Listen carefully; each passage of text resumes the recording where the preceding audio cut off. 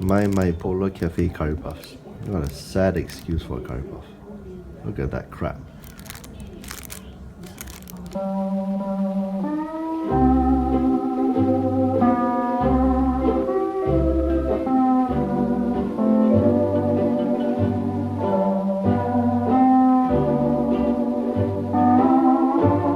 Okay, I'm here at Vivo City now.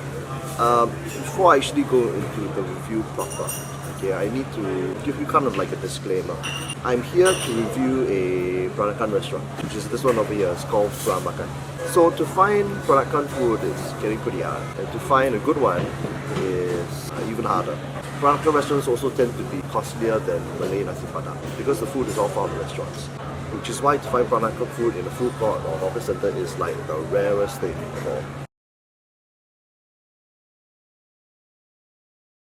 But firstly, what is Peranakan food? It is kind of like the original fusion food before even fusion was a thing.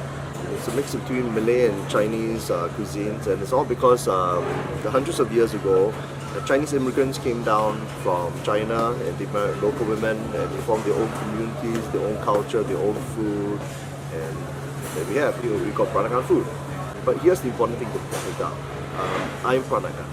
But that doesn't mean that I can tell you whether a Peranakan eatery is good, or the reason is because Peranakans are extremely proud of their food. They're also very loyal to their families. So their family versions of a particular dish, it will always be the best. Nothing else can compare. Restaurant version, another family, whatever, another grandmother, nothing will be the same. Also, different Peranakan families will have slightly different ingredients, even in iconic dishes. Okay, and also they've also got very different taste emphasis. Slightly more Malay style or slightly more Chinese style. But of course, so only the family one is the correct, authentic, and best version of all. Okay, so the bottom line is that I'm Peranakan. I have my own Peranakan family, and that makes me the worst person to be reviewing a Peranakan restaurant. And we'll try to be conscientiously unbiased. But take my review of this restaurant, Peramakan, okay, with a big pinch of salt.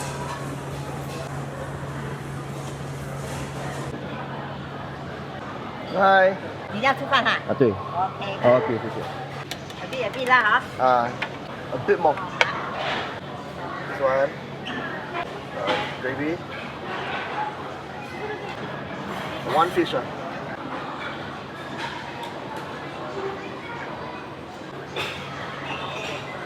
You want chap chai? What's this? It's a beef rendang. Beef rendang. Do you want? One bit,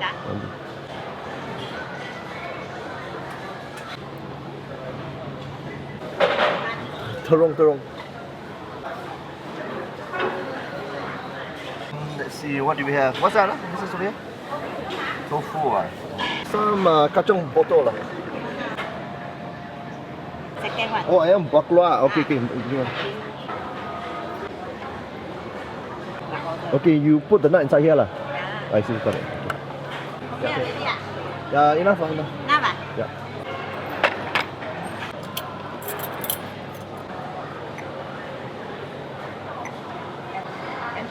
$23块2毛。 Okay. 26块8毛哈。Sambal belacan 要了。Thank you.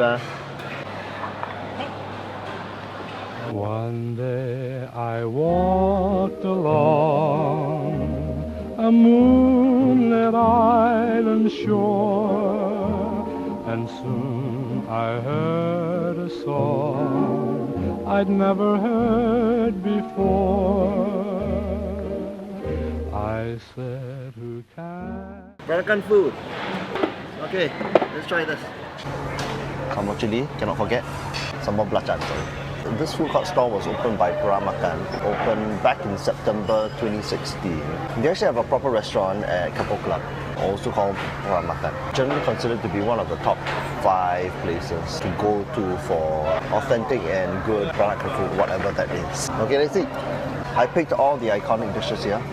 We have the nonya chapchai, the kacang botol, babi chin, the ayam bakulwa, the beef rendang. Beef rendang, strictly speaking, is not Peranakan. They offer it anyway, and it's meant to be very good. So let's see what it tastes like.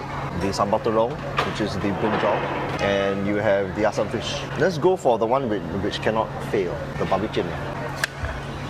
Oh, it's incredibly soft meat. Yep, very soft meat, very good. God. It's pork in a preserved bean stew of sorts. You know, it's got garlic, it's got onions. They use some belly pork, so it's nice and soft. The skin is soft, the fat is soft, and the meat is soft. And the gravy is appropriately thick. It's nice and oily, that's what you want. Now, on to the sambal terong. Brinjals, which are deep fried or stir fried, heavily stir fried, in a very robust sambal sauce. Very nicely done. The brinjal itself, it's got a nicely toasty feel, and it's wonderfully soft as it should be. Now the sambal itself, I think there's a bit of a dried prawn flavor inside, a slight bit of sourness inside. I'm not sure if they throw in a bit of tomato. A definite onion flavor, I'm sure. You know, this is the second dish, and so far it's impressing me. The fact that you can get food court Peranakan food of this standard, right? It's mind-blowing. Okay, let's try the beef rendang. Is actually Indonesian, but these days I think that looks pretty good. Pretty good. Oh God, the meat is incredibly soft. It is incredibly soft. When you bring to it, right, it almost falls apart, literally collapses, just like that. Try the gravy. Very nice. If it was Malay style, they would have had a gravy which is incredibly thick and reduced, and it's almost like not a gravy but it's a paste. Here they've made it into a curry of sorts, so you can actually pour it over your rice, you know, but it's still incredibly full flavored, rich, robust, robust flavor to it. It's wonderfully savory. It's got a lot of spices inside. It's a different style, but it's seriously good. Let's try the all-important nonya chapchai. Now this dish gets debated all the time. Should it be light? Should it be heavy? Do you put belly pork inside? Do you not put belly pork inside? It actually depends on the family. They're more leaning towards the Chinese influence or leaning towards the Malay influence. Chapchai is kind of like a mixed vegetable stew. It's got like cabbage, it's got black fungus, it's got tanghun, translucent noodles. It's got tauki, which is bean curd skin. So it's an amalgamation of vegetables. Okay.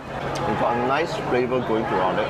Now, some people would prefer it heavier, some people would prefer it lighter. I like it like this. When you add in a little bit of the sambal belacan, right, which tends to be flavored as well. It goes very nicely with the rice. Oh, they've added in mushrooms. Now it's good, but I would like a little bit more savoriness, a little bit more bean flavor in it. It's got a bean flavor, but you're tasting a little bit more of the dried prawn. As I emphasize, right, different families will have different styles. My tasted nonya chapchai is literally like a Chinese style. Very, very clean, very, very plain. You know, there's no bean flavor. It's a very light dried shrimp flavor to it. So the asam fish. Oh, okay, it's good, right? It's good, but there are very little sour notes inside.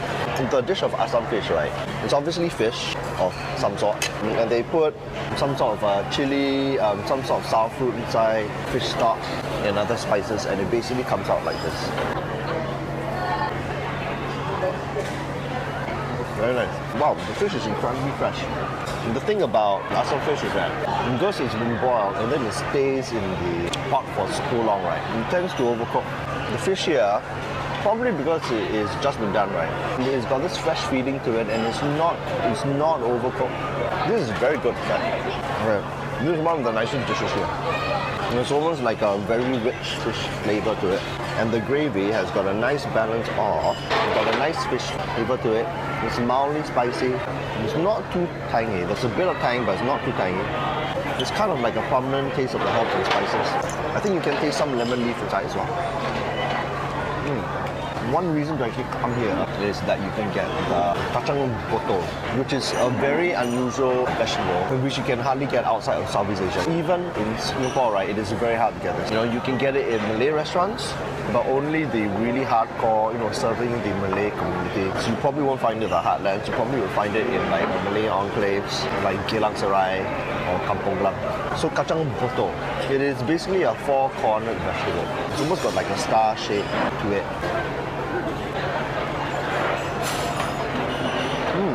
Well, very good.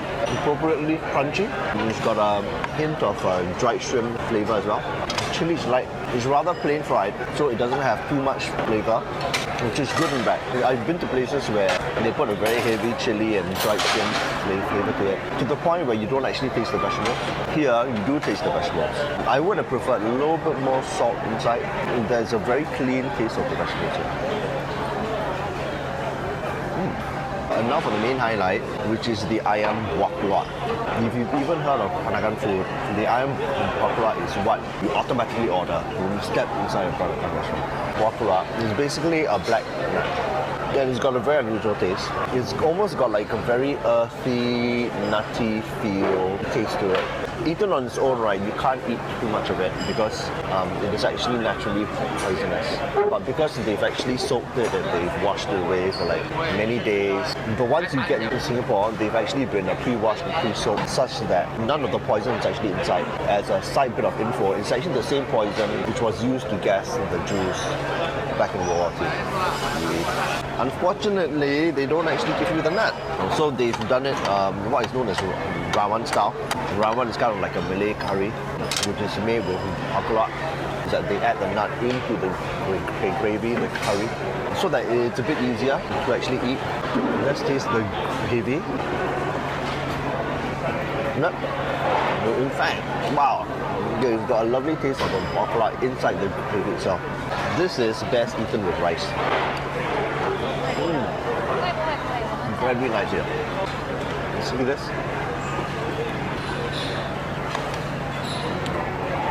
Nice meaty texture. Chicken plus a bakla gravy. This is a fantastic combination. Oh, wow. There's a lot of big flavor here, which you either like or you don't like. But personally, I think this is gorgeous. This hits the spot. Really hits the spot. Now, there's the sambal belacan. You can't explain what sambal belacan is. It's a condiment made out of chilies, prawn paste, double lime leaf, bell lemon, salt, and that's it. There are as many varieties of sambal belacan as there are families, okay? Some put a lot of prawn paste, belacan. Some put a lot of lime leaf. Some put more chili. Some prefer it very sour. Some prefer it very salty. Oh, okay. Now this is interesting. They've actually managed to get a nice balance here.